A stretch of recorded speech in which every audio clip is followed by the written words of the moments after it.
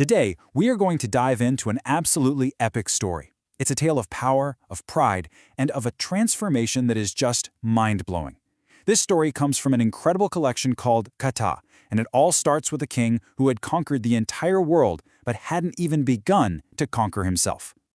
And I love how the author of this collection puts it. He says these stories aren't just fiction, they're a kind of remembering.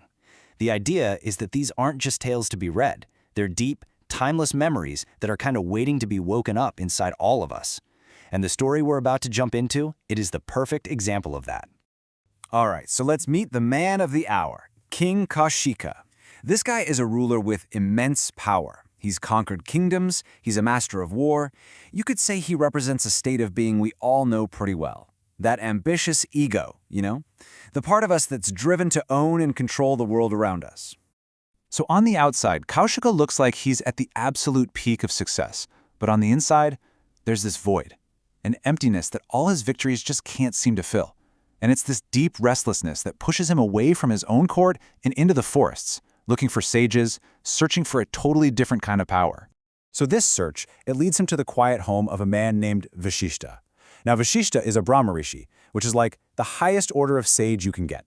And in him, Kaushika is about to meet his total opposite, a state of consciousness that's just rooted in this unshakable wisdom. And, well, this one single meeting is about to completely shatter everything the king thought he knew about power. The king spots this unbelievable wish-granting cow named Kamadhenu, and immediately that conqueror instinct just kicks in. He sees another treasure he has to have, another asset for his kingdom. I mean, to him, a creature this magnificent belongs in a palace, right? Serving the state, not hanging out in some humble little hut. But Vasishtha's response is so calm it's almost unnerving. He doesn't argue, he just states a fundamental truth. Kamadhenu isn't a thing you can just take. She is the living embodiment of dharma, the cosmic law of what is right, and you can't command that kind of power with force. And this just lays it out so perfectly, doesn't it? It's two completely different worlds colliding. On one side, you've got Kaushika's power. It's physical, it's material, it's all about armies and commands. And on the other, you have Vasishtha's power. It's totally intangible, it's spiritual, and it comes from stillness and universal law. One is all about taking, the other is all about being. So Kaushika, his pride totally wounded, does the only thing he knows how to do. He uses force. He orders his army to just go in and take the cow. But what happens next? This is his big wake-up call. Divine warriors literally appear from the breath of Kamadhenu and just dissolve his entire army. And here's the kicker. The Sage Vashistha didn't lift a finger. The king was defeated by a power he couldn't even begin to understand. Now this humiliating defeat doesn't break him. Oh no. It transforms him. It lights a brand new fire inside him, a new ambition to get the very power that just took him down. And this sets him on one of the most epic spiritual journeys ever told. He just walks away from everything. The throne, the armies, all the wealth. The man who had it all gives it all up for one single obsessive goal, to become a sage just like Vasishtha. He sets out on the path of tapasya, a journey of just intense spiritual discipline. And listen, this is not some weekend meditation retreat. We are talking about years, maybe decades of hardship that's almost impossible to imagine. His focus becomes so absolute, so powerful, that the spiritual energy he's generating actually starts to shake the cosmic order. The heavens themselves start to get a little nervous, so they decide he needs to be tested. But the gods are smart. They don't send an army to fight him. What would be the point of that? No, they send a test of the heart, a test of emotion.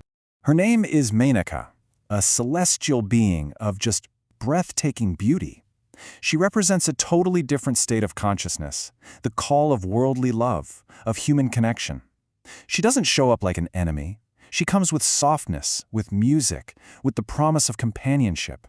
And after all those years of iron-willed discipline, he falters. The ascetic opens his eyes, he sees her, and that's it. His journey is put on hold. He ends up living with Menaka. They share a life, and she even gives him a daughter, the famous Shakuntala. So his quest isn't over, but it has definitely taken a very profound and very human detour. But eventually, the memory of his true goal comes roaring back, and this time, it's fiercer than ever. He leaves Menaka and Shakuntala behind and dives back into his penance with this renewed, almost desperate intensity. This is it. This is the final push. The book uses this incredible phrase to describe this last phase, a fire of becoming. I mean, just think about that. It was like this alchemical process where everything he was, his ambition, his pride, his rage, even his love, was being burned away and purified into something totally new.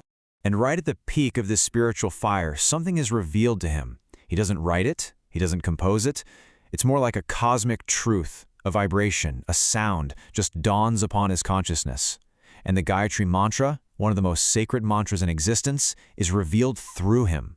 In that exact moment of revelation, King Kaushika is just gone. He is reborn with a new name, Vishwamitra, and that name means friend of the universe. His ambition to conquer the world had completely transformed into a state of being one with the world. And here is where the story comes full circle. Vashistha, the very sage who started him on this whole crazy path, appears again. But he doesn't come to judge him or compete with him. He comes as a witness, to acknowledge that Vishwamitra has truly transformed. He sees that the fire of ambition is gone, replaced by the light of peace. And finally, he accepts him as a true Braharishi.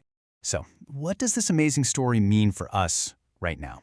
Well, the author makes the case that it's way more than just an old myth. It represents something much, much more personal. This, for me, is the key insight of the whole book. The characters aren't just people. They are states of consciousness. Kaushika is that ambitious ego. Vashistha is unshakable wisdom. Menaka is the call of worldly connection. All of a sudden, the story becomes a map of an inner journey that we can all take, from a restless ego to a state of universal friendship. And get this, Vishwamitra's journey, this incredible path we just walked through, is just one of 108 of these rememberings in this book.